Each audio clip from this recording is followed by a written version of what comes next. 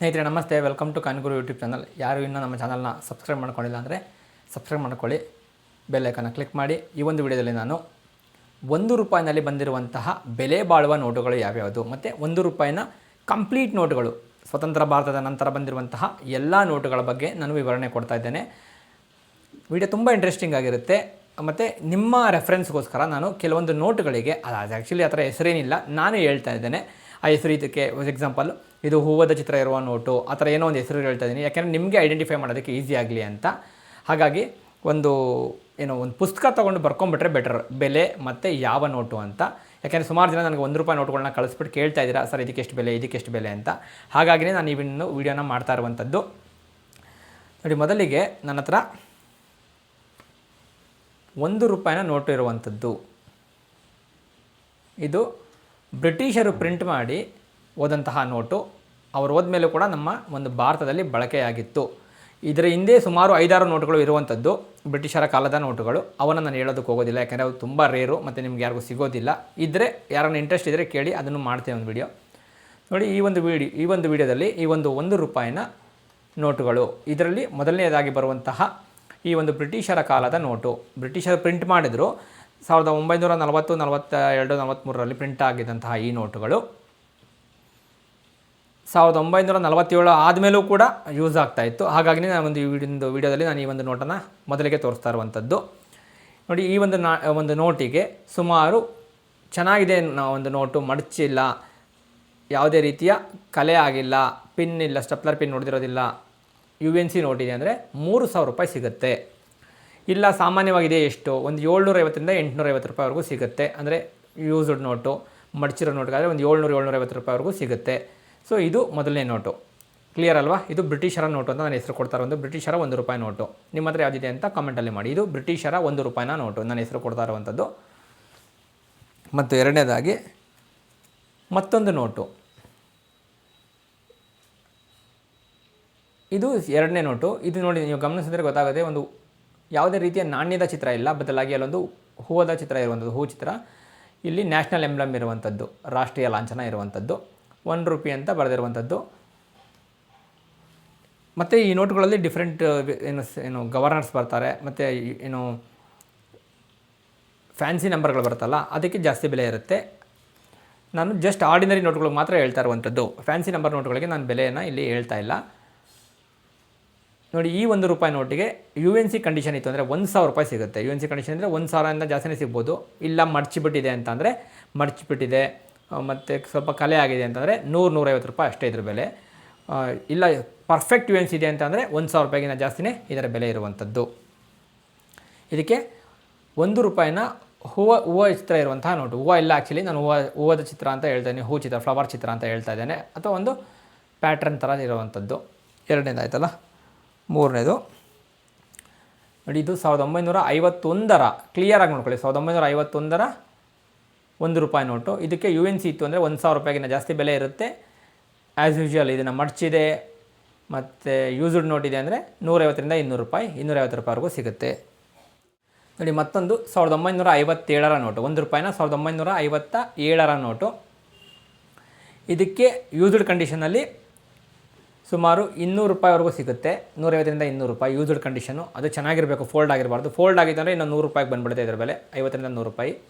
ಚೆನ್ನಾಗಿದೆ ಅಂದರೆ ₹800, ₹900, ₹1,000ವರೆಗೂ ಹೋಗುತ್ತೆ. ನನ್ನ ಹತ್ರ ಇರುವಂಥದ್ದು UNC ನೋಟು. ಕ್ಲೀನಾಗಿ ನೋಡ್ಕೊಳ್ಳಿ, ಒಂದು ಚೂರು ಕಲೆ ಆಗಿಲ್ಲ, ಪಿನ್ ಮಾರ್ಕ್ ಇಲ್ಲ, ಪೆನ್ ಮಾರ್ಕ್ ಇಲ್ಲ, ಯಾವುದೂ ಇಲ್ಲ. ಇದಾದಮೇಲೆ ಬರುವಂಥದ್ದು ಇದು 1963ರಿಂದ ಶುರುವಾಗಿ 1980, 82, 81ವರೆಗೂ ಬಂದಿದೆ ಅನಿಸುತ್ತೆ ಈ ಒಂದು ನೋಟು. ಇದಕ್ಕೆ ಚೆನ್ನಾಗಿದೆ ನೋಟು ಅಂದರೆ ₹25ರಿಂದ ₹50ವರೆಗೂ ಸಿಗುತ್ತೆ. UNC ನೋಟೇ ಇರಬೇಕು, ಒಂದು ಚೂರು ಫೋಲ್ಡ್ ಆಗಿರಬಾರ್ದು, ಯು ಬೆಂಡ್ ಕೂಡ ಇರಬಾರ್ದು, ಯು ಫೋಲ್ಡ್ ಕೂಡ ಆಗಿರಬಾರ್ದು. ನೋಡಿ, ಈ ರೀತಿ ಇರಬೇಕು. ನೋಡಿ, ಯು ಫೋಲ್ಡು ಇಲ್ಲ, ಏನೂ ಇಲ್ಲ. ಈ ನೋಟಿಗೆ ಸುಮಾರು ನಾನು ಹೇಳಿದ್ನಲ್ಲ ₹50ವರೆಗೂ ಸಿಗುತ್ತೆ UNC ಕಂಡೀಷನಲ್ಲಿ. ಇಲ್ಲ ಮಡಚಿದೆ, ಹಾಳಾಗಿದೆ ಅಂತಂದರೆ ₹5ರಿಂದ ₹10 ಅಷ್ಟೇ ಒಂದು ನೋಟಿಗೆ, ₹1 ಈ ಒಂದು ನೋಟಿಗೆ. ಇದಕ್ಕೆ ನಾನು 1981 ಅಂತ ಹೇಳ್ತಾ ಇದ್ದೀನಿ. 63ರಿಂದ ಇದ್ರೂ ಏನು ತೊಂದರೆ ಇಲ್ಲ, ಸೇಮ್ ಅದೇ ಬೆಲೆ ಇರುತ್ತೆ. ಮತ್ತು ರೇರ್ ಗವರ್ನರ್ಸು ಮತ್ತು ಫ್ಯಾನ್ಸಿ ನಂಬರ್ಗಳಿಗೆ ಬೇರೆ ಬೆಲೆ, ಅದನ್ನು ನಾನು ಇಲ್ಲಿ ಡಿಸ್ಕಸ್ ಮಾಡೋಕ್ಕೆ ಹೋಗೋದಿಲ್ಲ. ಅದಾದಮೇಲೆ ಬಂದಂತಹ ನೋಟು ನೋಡಿ, ₹1 ಗಾಂಧೀಜಿ ಚಿತ್ರ ಇರುವಂತಹ ನೋಟು. ಇದಕ್ಕೆ ನಿಮಗೆ ಯು ಎನ್ ಸಿ ನೋಟ್ ಇತ್ತು ಅಂದರೆ 70ರಿಂದ 100 ರೂಪಾಯಿವರೆಗೂ ಸಿಗುತ್ತೆ. ಯೂಸ್ಡ್ ನೋಟ್ ಇತ್ತು ಅಂದರೆ 20ರಿಂದ 30 ರೂಪಾಯಿ ಅಷ್ಟೇ. ಯೂಸ್ಡ್ ನೋಟ್ ಅಂದರೆ ಮಡ್ಚಿದೆ, ಹಾಳಾಗಿದೆ ಅಂತ ಅಂದ್ಕೊಳ್ಳಿ. ನಾನು ಎರಡೇ ಹೇಳ್ತಾ ಇರೋದು, ಒಂದು ಯೂಸ್ಡ್ ನೋಟು, ಮತ್ತೊಂದು ಮಡ್ಚಿರೋ ನೋಟು, ಮಡ್ಚು ಹಾಳಾಗಿರೋ ನೋಟು. ಅದಕ್ಕೆ 20 ರೂಪಾಯಿ ಸಿಗುತ್ತೆ. ಯು ಎನ್ ಸಿ ನೋಟಿಗೆ 70ರಿಂದ 100 ರೂಪಾಯಿವರೆಗೂ ಸಿಗುತ್ತೆ. ಮತ್ತು ಈ 1 ರೂಪಾಯಿನ ಸ್ಮಾಲ್ ಕಾಯಿನ್ ಇರುವಂತಹ ಒಂದು ನೋಟು, ಸ್ಮಾಲ್ ಕಾಯಿನ್ ನೋಟ್. ಇದನ್ನು 1 ರೂಪಾಯಿನ ಸ್ಮಾಲ್ ಕಾಯಿನ್ ನೋಟ್ ಅಂತಾರೆ. ಇಲ್ಲಿ ಕೆಲವೊಂದು ಇಂಡಸ್ಟ್ರಿಯಲ್ ಸ್ಟ್ರಕ್ಚರ್ಸ್ ಇರುವಂಥದ್ದು. ಇದಕ್ಕೆ ಸುಮಾರು ಯು ಎನ್ ಸಿ ಇತ್ತು ಅಂದರೆ 20ರಿಂದ 25, 30 ರೂಪಾಯಿವರೆಗೂ ಹೋಗುತ್ತೆ. ಯೂಸ್ಡ್ ನೋಟ್ ಇದೆ ಅಂದರೆ 5 ರೂಪಾಯಿಗೂ ಸಿಗೋದಿಲ್ಲ, 2 ರೂಪಾಯಿ, 3 ರೂಪಾಯಿ ಅಷ್ಟೇ ಸಿಗುತ್ತೆ ಯೂಸ್ಡ್ ನೋಟಿಗೆ.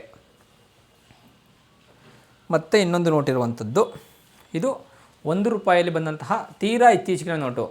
ನನ್ನ ಹತ್ರ ಇರುವಂಥದ್ದು 2019ರ ನೋಟು. 2019ರಲ್ಲಿ ಎಲ್ಲಿ ಬಂದಿತ್ತು, ಇರಲಿಲ್ವಲ್ಲ ಅಂತಂದರೆ ಬಂದಿತ್ತು, ಬಟ್ ಚಲಾವಣೆಗೆ ಬಿಡಲಿಲ್ಲ. ಎಲ್ಲವೂ ಕೂಡ ಬ್ಯಾಂಕಿಂದ ಡೈರೆಕ್ಟಾಗಿ ಡೀಲರ್ಗಳೇ ಎತ್ಕೊಂಡ್ಬಿಟ್ರು, ರಿಮ್ಮೇ ಎತ್ಕೊಂಡ್ಬಿಟ್ರು. ನೋಡಿ, ಈ ಒಂದು ನೋಟಿಗೆ ನಿಮ್ಮ ಹತ್ರ ಯು ಎನ್ ಸಿ ನೋಟ್ ಇದೆ, 5 ರೂಪಾಯಿ ಸಿಗೋದು. ಇದೇ ಸುಮಾರು ಜನ ಕಳಿಸ್ತಾರೋ ಫೋಟೋನೇ ಇದು. ಯು ಎನ್ ಸಿ ನೋಟ್ ಇದೆ ಅಂದರೆ 5 ರೂಪಾಯಿ ಅಷ್ಟೇ ಸಿಗುತ್ತೆ. ಅದರಲ್ಲಿ ಏನಾದ್ರು ಬಳಸ್ಬಿಟ್ಟಿದ್ದೀರ, ಮಡ್ಚಿದೆ ಅಂತಂದರೆ 1 ರೂಪಾಯಿಗೆ 1 ರೂಪಾಯಿ, ಈವನ್ 2 ರೂಪಾಯಿ ಕೂಡ ಎಷ್ಟೋ ಜನ ಕೊಡೋದೇ ಇಲ್ಲ. ಸುಮ್ಮನೆ 1 ರೂಪಾಯಿ ಲೆಕ್ಕದಲ್ಲಿ ತೊಗೊಂಡ್ಬಿಡ್ತಾರೆ, ಯಾರು ತೊಗೊಳಕ್ಕೆ ಹೋಗೋದಿಲ್ಲ. ಈ ಥರದ ನೋಟ್ಗಳು ತುಂಬ ಕಾಮನ್ನು. ಇದರ ಅಷ್ಟೇ ಸೇಮ್ 2 ರೂಪಾಯಲ್ಲಿ ಇತ್ತಲ್ಲ, 1 ರೂಪಾಯಿ ಸ್ಮಾಲ್ ಕಾಯಿನಲ್ಲಿ ಇತ್ತಲ್ಲ, 2 ರೂಪಾಯಿ ಅಂತೀನಿ, 1 ರೂಪಾಯಿ ಸ್ಮಾಲ್ ಕಾಯಿನಲ್ಲಿ ಇತ್ತಲ್ಲ, ಅದರಲ್ಲಿ ಇರುವಂತಹ ಸ್ಟ್ರಕ್ಚರ್ಗಳನ್ನೇ ಹಾಕಿರುವಂಥದ್ದು. ಕಾಯಿನ್ ಚಿತ್ರ ಮಾತ್ರ ಬೇರೆ ಹಾಕಿದ್ದಾರೆ. ನೀವು ನೋಡ್ಬೋದು, 1 ರೂಪಾಯಿ ಕಾಯಿನು ನಾವು ಈಗ 1 ರೂಪಾಯಿ ಚಲಾವಣೆ ಇದೆಯಲ್ಲ, ಆ ಥರದೇ ಕಾಯಿನ್ ಚಿತ್ರ ಹಾಕಿರುವಂಥದ್ದು. ಇದು ನಿಮಗೆ ನಾನು ಆಗಲೇ ಹೇಳಿದೆ, ಯು ಎನ್ ಸಿ ಇದ್ರೇ 5 ರೂಪಾಯಿ. ಇವಾಗ ನನ್ನ ಹತ್ರ ಇರುವಂಥದ್ದು ಯು ಎನ್ ಸಿ, ಇದಕ್ಕೆ 5 ರೂಪಾಯಿ ಸಿಗುತ್ತೆ. ಅದು ಯಾರನ್ನ ತೊಗೊಳಕ್ಕೆ ಇಂಟ್ರೆಸ್ಟ್ ತೋರಿಸಿದ್ರೆ, ಇಲ್ಲ ಅಂದರೆ ಅದು ಸಿಗೋದಿಲ್ಲ. ನೀವು ಈ ಯೂಸ್ಡ್ ನೋಟ್ಗಳು, ಮಡ್ಚಿರೋ ನೋಟ್ಗಳು ಯಾವುದೇ ಇರಲಿ, ಅದಕ್ಕೆ ಬೆಲೆ ಯು ಎನ್ ಸಿಗೆ 1000 ರೂಪಾಯಿ ಇತ್ತು ಅಂತ ಇಟ್ಕೊಳ್ಳಿ ಎಕ್ಸಾಂಪಲ್ಲು, ಮಡ್ಚಿರೋ ನೋಟಿಗೆ 50ರಿಂದ 100 ರೂಪಾಯಿಗೆ ಬಂದುಬಿಡುತ್ತೆ. 10 ಪಟ್ಟು ಕಡಿಮೆ ಆಗುತ್ತೆ ಮಡ್ಚಿರೋ ನೋಟು ಅಥವಾ ಯೂಸ್ಡ್ ನೋಟಿಗೆ. ಯು ಎನ್ ಸಿ ನೋಟಿಗೆ ಮಾತ್ರ ಬೆಲೆ. ಯಾಕಪ್ಪ ಯು ಎನ್ ಸಿಗೆ ಮಾತ್ರ ಬೆಲೆ ಅಂದರೆ, ಯು ಎನ್ ಸಿ ಕಂಡೀಷನ್ಗಳು ಬರ್ತಾ ರೇರ್ ಆಗ್ತಾ ಇದ್ದಾವೆ. ಯಾಕೆಂದರೆ ನಿಮಗೆ ಗೊತ್ತು, ನೋಟ್ಗಳು ಜಾಸ್ತಿ ಸಹ ಹಾಗೇ ಇರೋದಿಲ್ಲ, ತೊಗೊಂಡು ಯೂಸ್ ಮಾಡಿ ಈ ಥರ ಎಲ್ಲ ಮಾಡಿಬಿಡ್ತಾರೆ.